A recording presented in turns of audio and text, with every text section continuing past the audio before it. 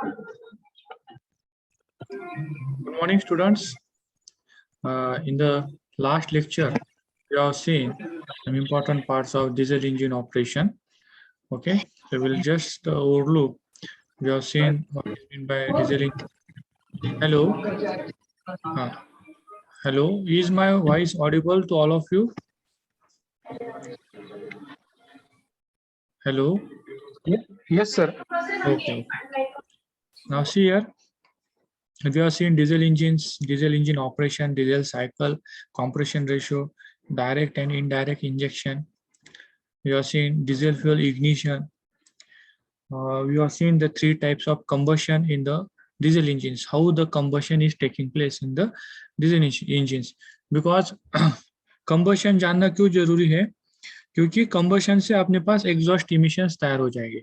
इसलिए कौन सी स्टेज में कौन सा combustion product तैयार हो जाता है, exhaust का प्रोडक्ट तैयार हो जाता है, वो अपना मालूम होना जरूरी है. और कंस्ट्रक्शन देखा है हमने, ये डीजल इंजन का फ्यूल टैंक, लिफ्ट पंप, उनका क्या पर्पस है, इंजेक्शन पंप. ठीक है, we have seen the diesel system cycle, बराबर है. उसके बाद हमने देखा था ये हाई प्रेशराइज HEUI सिस्टम है. ठीक है, उसके बाद we have seen diesel injector nozzles. Okay, then injector, solenoid operator injector. यहाँ पे ऊपर जहाँ पे सोलिनॉइड होता है, सोलिनॉइड PCM से कैसे कनेक्ट होता है, कैसे उसके पास सिग्नल आ जाता है, ये भी हमने देखा था. Glow plugs. हेलो, हाँ हाँ मॅडम, मी सॉरी, मी आता लेक्चर मध्ये, मी नंतर करतो. ठीक आहे.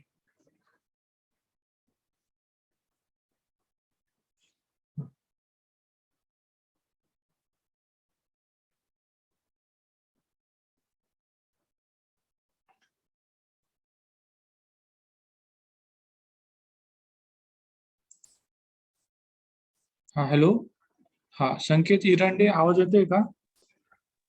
हो सर, आवाज येतोय. हाँ ठीक है, थोड़ा ओके.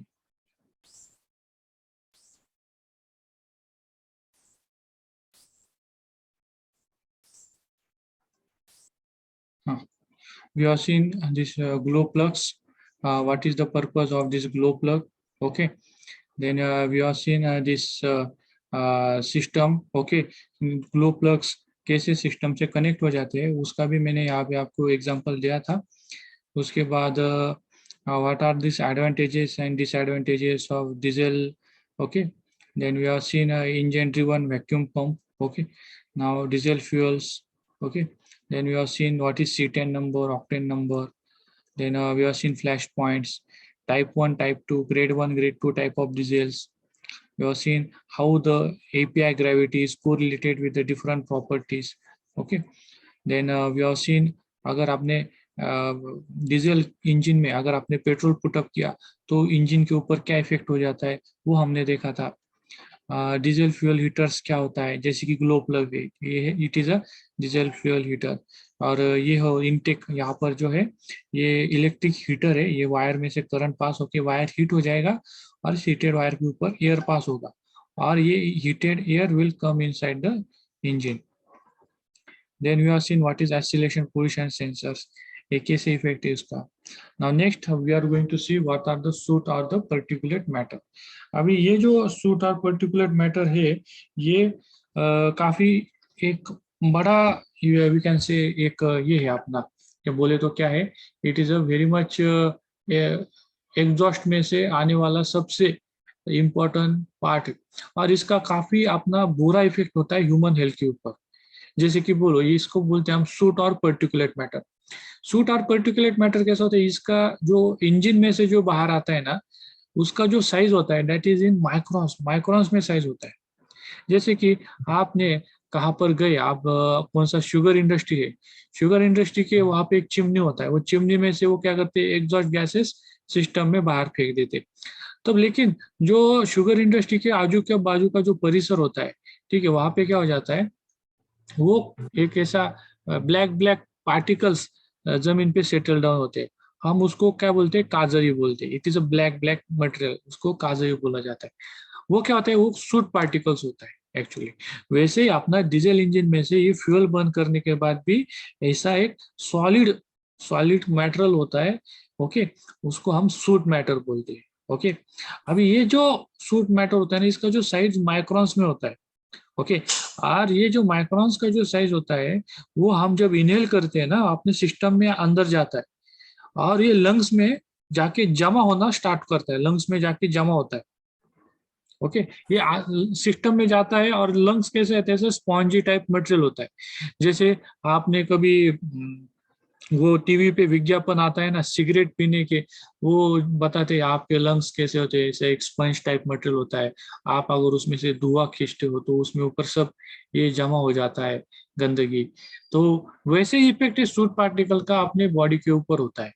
ठीक है, और इसका जो होता है इंजन में से वो आता ही है, लेकिन उसको हमको डे बाय डे उसका परसेंटेज है उसको कम करना है। ठीक है, तो आप जैसे देखोगे कि दिल्ली जैसा एक बड़ा मेट्रो शहर है, मेट्रो शहर बोले तो नहीं तो अपना ये क्या है, क्या कैपिटल है इंडिया का। इन दिल्ली इफ यू सी, अभी जनवरी में दिसंबर में ऐसे पिक्चर्स आता है कि पोल्यूशन लेवल वहां पे कितना है। तो वहां पर देखो सुबह के 10-11 बजे ऐसा आपको ऐसा कौन सा दिखाई देगा आपको, ऐसा ये दिखाई देगा एकदम ऐसा स्मोकी स्मोकी एटमोस्फेयर दिखाई देगा। दैट इज नथिंग बट वो स्मॉग होता है, स्मॉग। स्मॉग क्या होता है मालूम है क्या, कि जो आप देखेंगे ना कि कौन से यहाँ पर हिल स्टेशन पे गए, हिल स्टेशन पे टेम्परेचर कम हो जाता है। टेम्परेचर कम होने के बाद क्या हो जाता है वहां पे, की वहां पे ऐसा धुकं, मराठीत काय म्हणतो आपण, धुकं जसं पडतं तसं तिथं धुकं पडतं। आणि त्या धुक्यासोबत it is nothing but water particles. Okay, वो उसके साथ ये अपना जो एटमोस्फेरिक पोल्यूटेंट्स है वो रिएक्ट होते हैं। ठीक है, और उसको एक मिश्रण उनका जो बन जाता है ना, उसको हम स्मॉग बुलाते हैं। और स्मॉग अपना जैसे कि उसके ऊपर धूप अगर पड़ गया ना, तो ये चला जाता है। ये अपना जो धुकं असतं, धुक्यावर जर का ऊन पडलं तर धुकं ते ऑटोमॅटिक निघून जातं। पण हा स्मॉग आहे ना, हा स्मॉग ह्याच्यावर सनलाईट पडली ना तरी पण हा निघून जात नाही। हा त्याचा सर्वात इम्पॉर्टंट ड्रॉबॅक आहे। म्हणजे काय आहे, त्याच्या जे ऍटमॉस्फिअर मधले पोल्युटन्स आहेत त्याच्यासोबत रिॲक्ट करतात आणि ते मिक्सचर असं होतं ना, ते निघून जात नाही। ते असं आपल्याला ते ते असं आपल्याला समजतं की बुवा हे सगळं जे आहे ना, हे सगळं it is we can say it is a very much dirt in the atmosphere. Oxygen अपने के लिए काफी इंपॉर्टेंट है। ऑक्सीजन अपने को वायुमंडल से मिलता है। ऑक्सीजन कैसा है, oxygen it is freely available to every human being. ठीक है, वैसे अभी आप देखोगे इसका सेम जो सिचुएशन था पहले था, जो ह्यूमन के लिए इम्पोर्टेंट है जैसे कि ऑक्सीजन है, वाटर है, वो हर किसी को फ्रीली कहाँ पर भी मिलता था। लेकिन क्या हो गया बाद में, जो वाटर का स्कैसिटी अपने पास आने लगा, तो अच्छा पानी के लिए कुछ कंपनीज एस्टेब्लिश, वो क्या हो गया अभी, पीने का पानी भी आपको बॉटल में मिलता है अभी। If you go in the market you get 1 litre water for 20 rupees. उससे नीचे मिलता है क्या, नहीं मिलता। अभी उसी तरह आगे के दिनों में अगर आपने को ऑक्सीजन का, अच्छे क्वालिटी का ऑक्सीजन अवेलेबल नहीं होगा, तो we could have to purchase this oxygen भविष्य में। अभी आप देखो दिल्ली का सिचुएशन है, दिल्ली के सिचुएशन में इफ यू फाइंड जो ऑक्सीजन बेचा जाता है ना, मेडिकल ऑक्सीजन नहीं। जैसे मेडिकल ऑक्सीजन का एक अलग होता है कि वो पेशेंट्स जो होते हैं उनके लिए चाहिए होता है, उनको वो एक टंकी में प्रेशराइज करके वो सप्लाई करते हैं। लेकिन डे टू डे जो हेल्दी लोग हैं, हेल्दी लोगों के लिए भी अगर उनको फ्रेश होना चाहिए, अच्छा लगना चाहिए, पोल्यूटेड एयर में बैठना नहीं है, तो उसके लिए भी ऑक्सीजन सप्लाई करने का भी एक मार्केट अभी ओपन हो चुका है। ये क्यों हो गया, क्योंकि हमने अपने वायुमंडल में ये काफी गंदगी हमने फैला दी। ये कहाँ से हो रहा है, अपने ऑटोमोबाइल के एग्जॉस्ट में से। अभी इसको सोल्यूशन क्या है, सभी इसको बुलाते हैं कि हम इलेक्ट्रिक व्हीकल को लाएंगे और ये कम से कम पोल्यूशन हो जाएगा। ट्रीज लगाएंगे, वो ट्रीज क्या करता है, कार्बन डाइऑक्साइड का लेवल कम कर देता है ट्रीज। तो ट्रीज हमने लगाना चाहिए, इलेक्ट्रिक व्हीकल यूज करना चाहिए। ठीक है, इससे क्या हो जाएगा, अपना जो एटमॉस्फेयर का पोल्यूशन है वो काफी मात्रा में कम हो जाएगा. ठीक आहे. हा, कुणाला डाऊट आहे का काही? हॅलो, समजतंय का सर्वांना? आवाज येतोय? क्लियर है Yes, आवाज? हो सर. ओके. हो Yes, सर. अभी देखो, ये जो पर्टिकुलेट मैटर होते हैं ना, इसके 3 टाइप्स होते हैं, बराबर. एक होता है टीएसपी, इसको बुलाते हैं टोटल सस्पेंडेड पर्टिकुलेट. हाँ, अभी इसका जो साइज के हिसाब से इसका हमने कैटेगराइजेशन किया है. जैसे 0.1 टू 50 माइक्रॉन्स तक है तो उसको हम बुलाते हैं TSP, that is total suspended particulate. Then PM10. Okay, PM10 बोले तो क्या, पर्टिकुलेट मैटर वो 10 माइक्रॉन्स और उससे भी कम है. और उसका जो साइज है, अपना ह्यूमन का हेयर होते हैं ना, उसका जो साइज होता है ह्यूमन हेयर का, उसको हमने अगर 6 से डिवाइड किया, जो वैल्यू आता है उसको हम बुलाते हैं PM10 type of polluter. Then PM2.5. PM2.5 बोले तो पर्टिकुलेट मैटर ऑफ 2.5 और less, and that is approximately अपना ह्यूमन हेयर को अगर 20 से अगर हमने डिवाइड किया, जो वैल्यू अपने को मिलाता है वो होता है PM2.5. एंड ये काफी फाइन पार्टिकल्स है. ठीक है. अभी जो डीजल इंजन है ना, डीजल इंजन में अपने पास जो पर्टिकुलेट मैटर मिलता है उसका साइज 2.5 माइक्रोन से भी कम है. और जो अल्ट्रा फाइन होते हैं 0.1 माइक्रोन का, वो तो कितना होता है मालूम है क्या? वो 80 to 95% होता है डीजल पोल्यूटेंट्स का. सो ये डीजल के जो पोल्यूटेंट्स है ये देखो काफी डेंजरस है. ठीक है. तो हमेशा ध्यान में रखो कि आपको क्या करना है, जितना अपने को फ्रेश एयर जितना अपने को चाहिए उतना आपको लेना है. मैक्सिमम आपको ट्रीज लगाने हैं. ठीक है.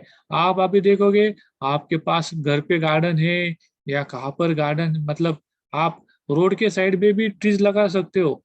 ठीक है. If you are planting more and more trees, you are supporting our environment. जैसे कि अभी देखो, अभी एक हमारे इंडिया में एक ये थे, अभी जो पद्मश्री अवार्ड सभी को दिया गया, तो उसमें जो तुलसी गौड़ा जी थी, उनको जो उन्होंने कार्य किया कि अपना ट्रीज लगाने का, ओके, तो उनको उसके वजह से पद्मश्री अवार्ड मिल गया. उन्होंने पूरे अपने जीवन काल में बहुत सारी पेड़ों को लगाया. ठीक है. और उनमें अलग अलग पेड़ों की जो वैरायटीज थे, उनका स्पीशीज का उन्होंने जतन किया. ये काफी बड़ी बात है. दूसरा है, जैसे कि हमारे पास जो औरंगाबाद रीजन है, तो औरंगाबाद रीजन में एक प्रयास फाउंडेशन है. ठीक है. जो प्रयास फाउंडेशन के जो कोऑर्डिनेटर है मिस्टर हरी, ओके, हरी नागे, ओके, वो मेरे काफी अच्छे दोस्त थे. तो वो क्या काम करते हैं, जो औरंगाबाद के आजू बाजू के जो हिल्स है वहां पर क्या है, वहां पे वो पेड़ लगाने का काम करते. कब करते? जब वर्षा आती है, जैसे कि अगस्त जुलाई, यहाँ अगस्त जुलाई एंड सितंबर, जब यहाँ पे वो जब अच्छा बारिश होता है अपने मराठवाड़ा में, तब ये जो बंजर जमीन है जहाँ पर कुछ नहीं है, वहां जाके ये पेड़ लगाते हैं. इनका एक अच्छा ग्रुप है, आप जाओगे तो फेसबुक पे है उनका ग्रुप प्रयास फाउंडेशन, आप उनके साथ कनेक्ट हो सकते हो. जहां पर भी उनका ये होता है, जो छुट्टी के दिन होते हैं, छुट्टी के दिन जो कॉर्पोरेट में जो लोग होते हैं, कुछ गवर्नमेंट एम्प्लॉयज होते हैं, कुछ एंटरप्रेन्योर्स होते हैं ना, ये सब जमा हो जाते हैं. और ये सब अपने औरंगाबाद के आजू बाजू के रीजन में पेड़ लगाने का काम करते हैं. So this is a social work. ये हमने ऐसा सोचा कि गवर्नमेंट आ जाएगा और ये अपने को हेल्प करेगा, नहीं. हमने खुद से आगे आना चाहिए. हमारा एक संगठन होना चाहिए, और इस संगठन के माध्यम से हम ऐसा सोशल वर्क जो समाज में परिवर्तन लाएगा, हमारे आने वाली जो पीढ़ियां है उनको ये हम गिफ्ट दे सकते. सपोज हमने ट्रीज प्लांट किया, हमारा जो औरंगाबाद रीजन है उसको अगर हमने अच्छा क्लीन सिटी रखा, नाइस सिटी रखा, सो ये हमारे आगे आने वाली जो जनरेशन है उनके लिए ये गिफ्ट होगा हमसे. ठीक है. तो ऐसा हम उपक्रम जो है मैक्सिमम लोगों ने इसमें पार्टिसिपेट करना चाहिए, इसमें उनको हेल्प करना चाहिए. ठीक है. नाउ सीरीज आगे का जो है, अभी एक क्वेश्चन है, frequently asked question. why it is a big deal for the need to control very small soot particles. ये जो small soot particles है उनको control करने का क्यों इतना need है? तो इसका सोल्यूशन देखो कि काफी साल जो पर्टिकुलर मैटर थे, okay, was thought to be less of health concern, okay, मतलब इसका ज्यादा हेल्थ के ऊपर इफेक्ट नहीं होता, ये हम सभी को मालूम, मतलब ऐसा पहले बोला जाता था, ओके, बट बाद में ऐसा फेल्ड हुआ क्योंकि soot could simply fall to ground without causing noticeable harm to people और एनवायरमेंट। लेकिन जैसे कि बाद में ऐसा दिखाई देगा कि ये जो स्मूथ पार्टिकल्स है, ये स्मूथ पार्टिकल्स ये आसानी से जल्दी जमीन के ऊपर नहीं पड़ते, इनका ये लाइट पार्टिकल्स होता है, ये लाइट पार्टिकल होने की वजह से ये एटमॉस्फेयर में सस्पेंडेड रहते, ये एटमॉस्फेयर में एक ऐसा होता है, ये उनका जो साइज होता है ना वो काफी कम होता है, इसकी वजह से वो वायुमंडल में ही रहते, वो वायुमंडल से नीचे जमीन पे नहीं गिरते। तो इसके वजह से ये ज्यादा देर तक वायुमंडल में रहने से ये day to day human being के जो लंग्स है, जो जब ह्यूमन बीइंग एयर ब्रीथ करता है तो वो उसके साथ ये सूट पार्टिकल्स भी उसके शरीर में जाता है, और ये अपना लंग्स जो होते हैं ना, लंग्स के एकदम डीप एरियाज में जाके जम जाते हैं और वहां से वो आसानी से बाहर निकलते भी नहीं है, ठीक है।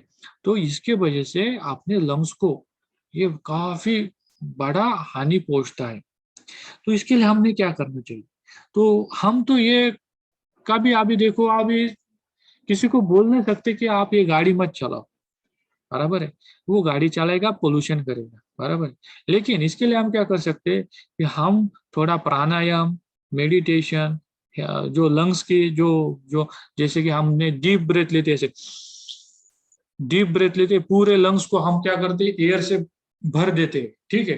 तो इससे क्या हो जाता है कि हमारा जो लंग्स होता है, जो हमारा जो एयर होता है ना, वो पूरे लंग्स में जाएगा। ये कभी करने का, सुबह करने का, कहाँ पे करने का, जहाँ पे फ्रेश एयर है, जहाँ पर पेड़ ज्यादा है, वो एरिया में जाके ऐसा करने का, ऐसा डीप ब्रेथ लेने का, डीप ब्रेथ लेने के उसको होल्ड होल्ड करके रखने का, होल्ड करके उसको ऐसा स्लोली स्लोली क्या करने का, बाहर पे छोड़ने का। इससे क्या होता है कि आपका जो लंग्स का में अगर एक पार्टिकल जमा है तो उसको आप बाहर निकाल सकते हो, एक दिन में नहीं होता, आपको वो हर दिन करना पड़ता है। हर दिन सुबह आपको जल्दी उठना होता है 6 बजे, 6 बजे के बाद आपका सुबह का सब तैयारी करने का, तैयारी करने के बाद ऐसा 10 से 15 मिनट फ्रेश एयर में ऐसा आपको प्राणायाम और ये सब आपको करना पड़ेगा, तो ही आप इससे आप जो बोलते हैं जिसका जो बैड इम्पैक्ट है आपके हेल्थ पे कम से कम हो जाएगा, ठीक है। Now next is diesel oxidation catalyst, उसको हम बुलाते हैं डीओसी। अभी डीजल ऑक्सीडेशन कैटलिस्ट क्या होता है? अभी अपने 12 में अगर आपने पढ़ा होगा कैटलिस्ट, कैटलिस्ट क्या होता है? एक ऐसा एक द्रव्य होता है कि ऐसा एक मटेरियल होता है, वो मटेरियल जब भी कौन सा केमिकल रिएक्शन जब होता है, वो केमिकल रिएक्शन में वो मटेरियल हमने पुटअप किया तो वो रिएक्शन को स्पीड अप करता है, ठीक है, तो हम उसको बुलाते हैं कैटलिस्ट, ठीक है। तो उसी तरह ये डीजल ऑक्सीडेशन कैटलिस्ट है, डीओसी। इसमें क्या है, एक हनीकॉम स्टाइल, ओके, हनीकॉम जो होता है ना, जैसे कि क्या सोचते हैं मधुमक्खी का छज्जा, उसमें से वो उसका जो स्ट्रक्चर होता है, जैसे आपने देखा होगा जो बीज होती है मधुमक्खियां, वो जहां पर अपना शहद जमा करती है, ठीक है, उसको बोलते हैं हम हनीकॉम। वो हनीकॉम जैसा जो स्ट्रक्चर होता है ना, वो स्ट्रक्चर में जो स्ट्रक्चर होता है ना, उसी ये डीजल ऑक्सीडेशन का, डीओसी का स्ट्रक्चर है। तो इसमें से ये स्ट्रक्चर में से फ्लो थ्रू स्ट्रक्चर, मतलब इसमें से ये अपना एग्जॉस्ट के पोल्यूटन जाएंगे, ठीक है। अभी ये जो स्ट्रक्चर है ना, उसके ऊपर एक कोटिंग दिया होता है, कैटलिस्ट का कोटिंग दिया होता है, ठीक है, which is similar to use which in the gasoline engine catalytic converter. जैसे कि एक हम बोलते हैं, जैसे कि हम क्या करते हैं, जो खाना खाते हैं, बराबर है ना, तो जब आपको एक सिंपल मालूम होगा, हम जब खाना खाते हैं तो कुछ कुछ लोग क्या करते हैं, जो खाने के बर्तन होते हैं, आपने जब जो प्लेट में हम खाना खाते हैं ना, तो उसको सिल्वर का कोटिंग करते हैं, बराबर है। वो सिल्वर का कोटिंग क्या होता है कि जो सिल्वर का एक प्रॉपर्टी होता है। सिल्वर क्या करता है कि ये जो बैक्टीरिया होता है, ये जो जर्म्स होता है ना, उसको किल करने का उस सिल्वर में एक कैपेसिटी होता है। ठीक है ना। तो अगर आपने सिल्वर में जब खाना खाते हैं ना, तो वो क्या करता है, ये जो जर्म्स बैक्टीरिया को वो किल करता है। तो ये सिल्वर का एक प्रॉपर्टी है। उसी तरह कुछ ऐसे ऐसे मटेरियल्स होते हैं, वो मटेरियल्स का अगर हमने कोटिंग किया और उस कोटिंग के ऊपर में से अगर हमने ये डीजल के गैसेस आकर उनको पास किया ना, तो वो क्या करते हैं, वो गैसेस को जो है ना उसका उसको थोड़ा सा मॉडिफाई करते हैं, उनमें से इनहेंस करते हैं, उसमें से जो हानिकारक जो पदार्थ है वो गैसेस में से, उनका जो ये होता है सीवियरिटी होती है हार्म पहुंचाने का, वो सीवियरिटी को वो कम कर देते हैं। ठीक है। ये मटेरियल कौन से है, जैसे कि प्लेटिनम है, पैलेडियम है। ठीक है। ये ऐसे टाइप के मटेरियल्स है ना, ये मटेरियल का हम उसके ऊपर परख उसके ऊपर जमा करते हैं। अभी ये जो कैटलिस्ट जो होते हैं ना, okay, this catalyst chemically react with the exhaust gas. ये कैटलिस्ट क्या होता है, ये एग्जॉस्ट गैसेस के साथ वो रिएक्शन होता है, और ये रिएक्शन में वो क्या करते हैं, हार्मफुल नाइट्रोजन ऑक्साइड्स, नाइट्रोजन के ऑक्साइड्स होते हैं जो ह्यूमन हेल्थ के लिए काफी हार्मफुल होते हैं, तो उनका कन्वर्जन नाइट्रोजन डाइऑक्साइड में कर देते एंड ऑक्सीडाइज एब्जॉर्ब हाइड्रोकार्बन्स। ठीक है। जैसे कि हाइड्रोकार्बन्स क्या होता है, हाइड्रोकार्बन बोले तो हाइड्रोजन एंड कार्बन, ये दोनों का जो कॉम्बिनेशन होता है उसको हम बोलते हैं हाइड्रोकार्बन। और ये जो कैटलिस्ट है, सपोज ये कैटलिस्ट के सरफेस के ऊपर अपना नाइट्रोजन के ऑक्साइड्स आ गए, तो ये क्या करते हैं, नाइट्रोजन ऑक्साइड के साथ रिएक्शन होता है। ये रिएक्शन में क्या करता है कि नाइट्रोजन ऑक्साइड को नाइट्रोजन डाइऑक्साइड में ये क्या करता है, इसको कन्वर्ट कर देता है। नाइट्रोजन ऑक्साइड ह्यूमन हेल्थ के लिए काफी हार्मफुल है, लेकिन नाइट्रोजन डाइऑक्साइड ह्यूमन हेल्थ के लिए उतना हार्मफुल नहीं है। तो ये नाइट्रोजन डाइऑक्साइड हमने अगर एग्जॉस्ट में से बाहर छोड़ा, तो इसको ह्यूमन हेल्थ को और किसी प्लांट हेल्थ को या एनिमल हेल्थ को कोई इससे परेशानी नहीं होगी। दूसरा होता है जो हाइड्रोकार्बन, ये सी हाइड्रोकार्बन जो होते हैं ना, हाइड्रोकार्बन भी अपने लिए हार्मफुल होते हैं। तो जैसे कि अगर हमने ये हाइड्रोकार्बन एटमॉस्फेयर में छोड़ दिया, तो वो क्या करते हैं, वो दूसरे किसी अपने पार्टिकल्स होते हैं उनके साथ रिएक्ट करते हैं, कौन से, एटमॉस्फेयर के। तो इनको क्या करते हैं, हम ऑक्सीडाइज करते हैं हाइड्रोकार्बन को। हाइड्रोकार्बन को ऑक्सीडाइज करने बोले तो क्या, तो ये जो कार्बन होता है, ये सी में से हाइड्रोजन एंड कार्बन, इसको बोलते हैं हाइड्रोकार्बन। तो कार्बन को ऑक्सीजन के साथ अगर रिएक्शन किया इसमें से, तो आपने को क्या मिलता है, CO2 मिलता है। और अगर हाइड्रोजन का ऑक्सीजन के साथ कॉम्बिनेशन होता है, तो आपने को मिलता है पानी, H2O। तो इस हाइड्रोकार्बन के ऊपर हमने उसका ऑक्सीडेशन हुआ, वी गेट H2O और CO2। ये कार्बन के साथ ये एलिमेंट्स का ऑक्सीडेशन हुआ ना, और ये एटमॉस्फेयर में आया, तो अपने के लिए ये ज्यादा कुछ हार्मफुल नहीं है। सपोज आपके पास CO2 आ गया, CO2 कैसा है, CO2 अगर एटमॉस्फेयर में आ गया, तो CO2 प्लांट्स के लिए चाहिए होता है। प्लांट्स के लिए, प्लांट्स क्या करते हैं, CO2 लेते हैं और और ऑक्सीजन अपने को देते। तो CO2 का हमारे इस पे वायुमंडल में ज्यादा ह्यूमन हेल्थ के लिए हार्मफुल नहीं है। अगर हमने ज्यादा पेड़ लगाए, तो ये CO2 का भी इम्पैक्ट कम हो जाएगा। और दूसरा बात क्या है, ये जो कौन सा हाइड्रोकार्बन है, अगर ये पूरा हाइड्रोकार्बन ऑक्सीजन के साथ कंबाइन होता है, तो उसका एक कंपाउंड बन जाता है। ये कंपाउंड भी ऐसा कॉम्प्लेक्स कंपाउंड भी होगा ना, तो वो मतलब उसको कॉम्प्लेक्स होने की वजह से उसको ब्रेक करना काफी मुश्किल होगा। और अगर हम मतलब वो बाय द टाइम वो ब्रेक भी हो सकता है, लेकिन ये कॉम्प्लेक्स कंपाउंड का भी ह्यूमन हेल्थ के ऊपर ज्यादा अपना ये नहीं होगा। जैसे मैं बताता हूँ, हाइड्रोकार्बन अगर ऑक्सीजन के साथ कंबाइन होता है, we get H2O, we get CO2, we get other complex complex we can say hydrocarbon oxygen. ठीक है, ऐसा मैं आपको बाद में बताता हूँ। हाँ, तो नेक्स्ट इंपॉर्टेंट पार्ट है केमिकल रिएक्शन। इसके लिए जो केमिकल रिएक्शन है, ठीक है, वो कहाँ पे होता है, वो अपना DOC, डीजल ऑक्सीडेशन कैटलिस्ट के सतह के ऊपर होता है, DOC के सरफेस के ऊपर होता है।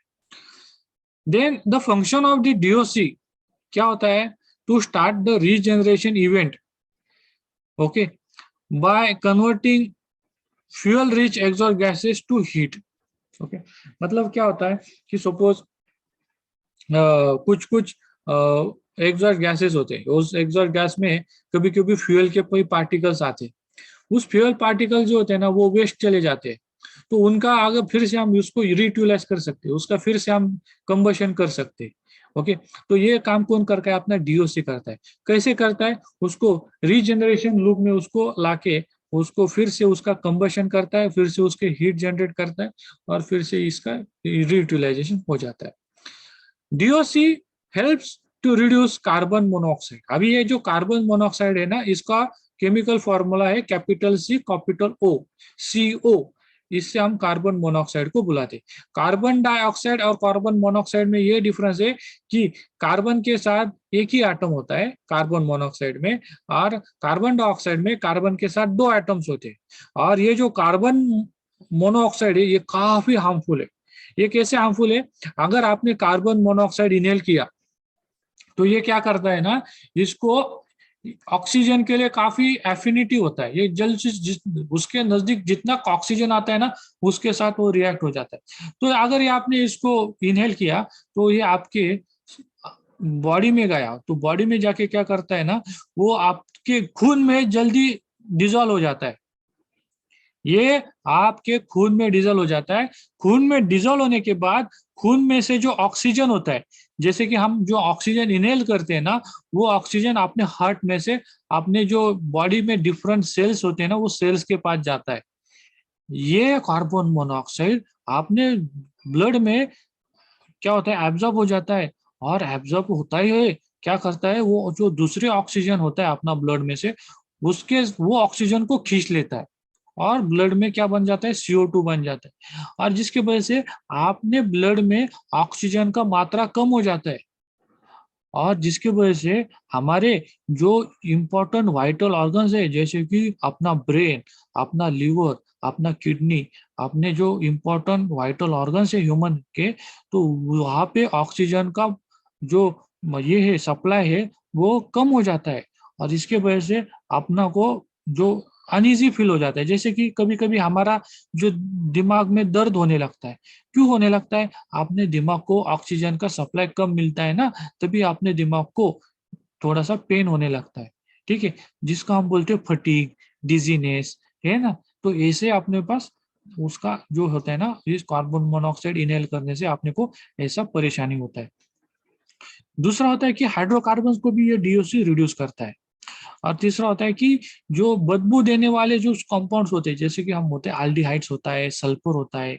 सल्फर तो काफी हानिकारक होता है क्योंकि वो सल्फ्यूरिक एसिड बन जाता है, और सल्फ्यूरिक एसिड का इतना बड़ा ये होता है ना कि वो आप जाने दो। ठीक है, नेक्स्ट होता है soluble organic parts of diesel matter, sorry diesel particulate matter. Okay, ऐसे ऐसे अलग सारे जो इंपॉर्टेंट हार्मफुल एलिमेंट्स है एग्जॉस्ट गैसेस के, ये डीओसी उसको क्या करता है, रिड्यूस करता है। ठीक है, अभी ये नेक्स्ट होता है डीजल एग्जॉस्ट पर्टिकुलेट फिल्टर, उसको हम बोलते हैं DPF। ओके, अभी आपको मालूम होना चाहिए डीओसी क्या होता है और DPF क्या होता है। ठीक है, हाँ, सभी को समझ में आ रहा है? Is any doubt to anybody? समझते हैं क्या? Yes sir. Okay, yes sir. हाँ, DPF, ये DPF होता है फिल्टर। फिल्टर बोले तो क्या है, जैसे कि आप चाय बनाते हो, चाय में आप क्या करते हो, चाय बनाने के बाद कप में जब आप उसको डालते हो तो आप क्या करते हो, एक स्ट्रेनर यूज करते हो। स्ट्रेनर क्या करता है, उसको फिल्टर करता है चाय को, जो चाय में हरी पत्ती बित्ती जो होता है, हाँ, उसको क्या करता है, वो सेपरेट करता है और आपने को चाय देता है। अच्छा, तो उसी तरह ये फिल्टर का काम करते हैं, उसको बोलते हैं DPF। फिल्टर बोले तो क्या, वो जो सूट पार्टिकल्स होते हैं, ओके, वो सूट पार्टिकल्स को वो ट्रैप करता है एग्जॉस्ट में से, और एग्जॉस्ट लाइन में हम ये फिल्टर को बिताते हैं। वो फिल्टर ये सब सूट पार्टिकल्स को ट्रैप करता है, ट्रैप करके उनको आगे एटमॉस्फेयर में जाने को रोकता है। ये काम होता है डीजल एग्जॉस्ट पर्टिकुलेट फिल्टर का। ठीक है, अभी इसमें क्या होता है, उसमें एक पोरस सेल्स होते हैं। ठीक है, ये पोरस सेल किससे बनाए जाते हैं, सिलिकॉन कार्बाइड के सबस्ट्रेट से पोरस सेल को बनाया जाता है, और इसका भी सेम होनीकॉम टाइप सेल स्ट्रक्चर होता है। ठीक है, अभी ये क्या होता है, ये डीओसी कि आगे उसको हम बिठाते हैं। अभी डीओसी और कैटलिस्ट फिल्टर में क्या होता है डिफरेंस बता दो क्या? ये main difference between DPF and typical catalyst filter is the entrance to every other cell channel in DPF substrate is blocked at one end. जैसे कि इनका जो होता है ना, जैसे कि instead of flowing directly through this channel, exhaust gases is forced through porous walls of block channel and exit through adjacent open-ended channel. जैसे कि ये जो उनको जो मतलब इसका स्ट्रक्चर यहाँ पर होगा, हाँ ये यहाँ पर देखिए, हाँ यहाँ पर ये देखिए कि ये जो है ये अपना एग्जॉस्ट लाइन है। ये एग्जॉस्ट लाइन में एक डीओसी होता है और एक डीपीएफ होता है, बराबर है। डीओसी जो होता है ना, डीओसी हम ये डीपीएफ के पहले लगाते हैं, बराबर है। तो होता क्या है कि ये जो पहले डीओसी से जाएगा, डीओसी से कुछ पार्ट होगा वो फिर से इनटेक में जाएगा और डीओसी से ये डीपीएफ में आएगा। डीपीएफ में इसका क्या होगा, इसका फिर से एक यहाँ पे अंदर ऐसा पोरस मटेरियल होगा, पोरस मटेरियल में से अपना ये जाएगा, गैस जाएगा, वो गैस फिल्टर होगा, फिल्टर होके वो बाहर सिस्टम में हम उसको छोड़ देते, ठीक है। अभी उसमें से अगर हम कुछ सूट को पर्च करते हैं डीपीएफ में से, और उसको हम बुलाते हैं रीजनरेशन के लिए। तो यहाँ पर रीजनरेशन के लिए ये देखो, ये जो पॉइंट है ना, यहाँ से कुछ सूट पार्टिकल्स यहाँ से ऊपर चले जाते हैं, क्योंकि उसमें अनबर्न्ड हाइड्रोकार्बन होता है, फ्यूल पार्टिकल्स होता है। ये फ्यूल पार्टिकल्स फिर से हम सिस्टम में कंबशन के लिए सेंड करते हैं, ठीक है। से समझ में आया? अभी अभी को किसी को डाउट है इसमें तो अभी मुझे पूछो। हेलो सर, ये जो आपने बताया ये 4 व्हीलर का है या 2 व्हीलर का है? 4 व्हीलर का है। अच्छा, थैंक यू। क्योंकि क्या होता है कि 2 व्हीलर में ना, 2 व्हीलर में सम 100 या 150 सीसी का इंजन होता है, बराबर है। अगर इसमें अगर हमने ये इतना किया तो वो उसका कॉस्ट काफी इंक्रीज हो जाता है। तो और उसमें क्या होता है, 2 व्हीलर जो होते हैं ना, ये पेट्रोल पे होते हैं, ये डीजल पे नहीं चलते। तो इसीलिए ये सब है ना हम डीजल इंजन में यूज करते हैं। ये 2 व्हीलर में बिल्कुल ये यूज नहीं किया जाता। 2 व्हीलर में जो पेट्रोल बर्न होता है वो पेट्रोल के लिए अलग सिस्टम है, जैसे कि हमने पहले देखा था, ठीक है। और पेट्रोल में से जो पोल्यूटेंट्स होते हैं ना, वो डीजल इतने सीवियर नहीं होते, जैसे कि मैंने अभी बताया। उसका जो पर्टिकुलर मैटर है पीएम, उसका जो साइज होता है ना, वो साइज इनसे थोड़ा ज्यादा होता है, बड़ा होता है। तो गैसोलीन इंजन में या पेट्रोल इंजन में इतना अपने को हेडेक नहीं होता सोट पार्टिकल्स का। नेक्स्ट इंपॉर्टेंट पार्ट है एग्जॉस्ट गैस टेम्परेचर सेंसर्स। तो ये क्यों जरूरी है आपको बताता हूं। ये टेम्परेचर सेंसर्स होते हैं, ये क्या करते हैं, जो एग्जॉस्ट गैसेस है ना, उनका टेम्परेचर अपना कितना है वो अपने को बताते हैं, ठीक है। तो ये जो टेम्परेचर सेंसर है हम कहाँ पे बिठाते, डीओसी एंड डीपीएफ के बीच में हम बिठाते। कहा क्यों बिठाते, क्योंकि डीपीएफ में जो गैस जाएगा ना, उसका एंट्री पॉइंट का टेम्परेचर अपने को मालूम होना चाहिए। और जो दूसरा सेंसर होता है ना, ओके, जो डीपीएफ में से जो गैस बाहर जाता है ना, वहां पे दूसरा सेंसर बिठाते। तो टोटल जो डीपीएफ में से आउटलेट का जो टेम्परेचर है गैस का, वो उससे अपने को पता चल जाता है, ओके। अभी जो इंजन कंट्रोल मॉड्यूल होता है, जिसे हम ईसीएम बुलाते हैं या पीसीएम बुलाते हैं, वो क्या होता है, कंप्यूटर होता है। वो कंप्यूटर क्या करता है, it monitors the signals from exhaust gas temperature sensor, okay, as a part of its calibration to control DPF regeneration। अभी क्या होता है, जो गैसेस होते हैं एग्जॉस्ट में से, उनका टेम्परेचर क्यों कंट्रोल करना, क्यों चेक करना, क्योंकि हम जो रीजनरेशन यूज करते, ओके, जो रीजनरेशन बोले तो क्या, जो एग्जॉस्ट गैसेस होते हैं ना, उसमें कुछ अनबर्न फ्यूल पार्टिकल्स होते हैं। वो अनबर्न फ्यूल पार्टिकल्स अपने को फिर से वो कंबशन चेंबर में डाल के अपने को जलाना पड़ता है, जिससे क्या होता है, अपना इंजन का जो माइलेज है, फ्यूल इकोनॉमी है, वो अपना इंक्रीज हो जाता है। तो वो कितना हम डालने का सिस्टम में, उसका कितना रेशियो होना चाहिए, कितना ये होना चाहिए, ठीक है, वो मॉनिटर करने के लिए इस टेम्परेचर का हम हेल्प लेते हैं। ओके, अभी वेन सेंसर 1 अगर उसका टेम्परेचर कम है तो उसका रेजिस्टेंस हाई, अगर टेम्परेचर बढ़ेगा तो सेंसर का रेजिस्टेंस कम हो जाएगा। ओके, अभी सेंसर ये जो टेम्परेचर का अगर सिस्टम के मतलब एग्जॉस्ट गैसेस है उनका टेम्परेचर कम है तो वो जो सेंसर है, ठीक है, वो सेंसर का रेजिस्टेंस हाई रहेगा। ओके, तो इसके वजह से है ना ईसीएम को सिग्नल जाएगा हाई वोल्टेज एट द, उसके सिस्टम में हाई वोल्टेज रहेगा। ठीक है, अगर जब टेम्परेचर अगर बढ़ गया एग्जॉस्ट गैसेस का तो वो रेजिस्टेंस जो होता है सेंसर का वो कम हो जाएगा, जिसकी वजह से ईसीएम जो होगा ना लो वोल्टेज सिग्नल में उसको मिल जाएगा। ठीक है, इस हिसाब से ईसीएम को सिग्नल मिलते जाता है वोल्टेज का।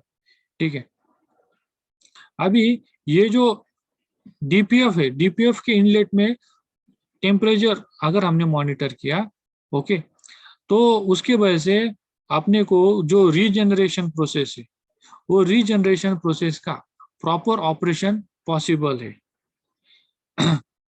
अभी अगर आपने एग्जॉस्ट गैसेस का टेम्परेचर काफी हाई है, ठीक है, और वो हाई टेम्परेचर के एग्जॉस्ट गैसेस को आपने अगर डीपीएफ में जाने दिया तो वो क्या जाएगा, उसमें जो सिलिकॉन कार्बाइड है वो सिलिकॉन कार्बाइड के ऊपर ये हाई टेम्परेचर गैसेस जाएंगे, और सिलिकॉन कार्बाइड का भी एक टेम्परेचर सस्टेन करने का कैपेसिटी होता है। अगर वो टेम्परेचर हाई होगा तो अपना सिलिकॉन कार्बाइड जो है ना वो अपना डैमेज हो जाएगा। तो उसका डैमेज अवॉइड करने के लिए हम क्या करते हैं, रीजनरेशन करते हैं। कुछ पार्ट जो होता है ना वो हम क्या करते हैं, डीपीएफ में जाने से पहले कुछ इंजन को सप्लाई करते हैं, तो इसके वजह से अपना डीपीएफ का भी है वो सुरक्षित रहता है। अभी रीजनरेशन क्या होता है, अभी रीजनरेशन बोले तो जो टेम्परेचर एग्जॉस्ट गैसेस का, ओके, 800 डिग्री से ऊपर रहेगा, बराबर है ना, तो उसको हम रीजनरेशन करते हैं। 800 से कम रहेगा तो हम क्या करेंगे, उसका रीजनरेशन नहीं करते। ठीक है, तो ये अपना रीजनरेशन का कंसेप्ट है। ठीक है, तो अभी आज के लेक्चर के लिए इतना ही। आगे जो नेक्स्ट लेक्चर है, नेक्स्ट पार्ट में हम आगे का हम देख लेंगे। तो मैं जो ये रिकॉर्डेड लेक्चर है आपके ग्रुप में ये लेक्चर में सेंड करूंगा यूट्यूब पे, आप फिर से एक बार उसको देखिए और आपके डाउट्स क्लियर कीजिए। ठीक है, so thank you. Is anybody having any doubt? Hello sir. No हाँ सर। बोला ना। सर एक कॉलेज के लिए 2 वॅक्सिन जरुरी आहे क्या? हा, 2 वॅक्सिन करणं गरजेचं आहे, मग तुम्ही इथं फिजिकली येऊ शकता. सर एक वॅक्सिन घेतलं तर नाही चालत, म्हणजे एक नाही ना, वॅक्सिन तो चालते? नियमच आहे, गव्हर्नमेंटचा नियम आहे तो. Okay okay. हा, त्याला नाही काही करता यायचं. ठीक आहे, चल मग मीटिंग आता स्टॉप करतो आपण.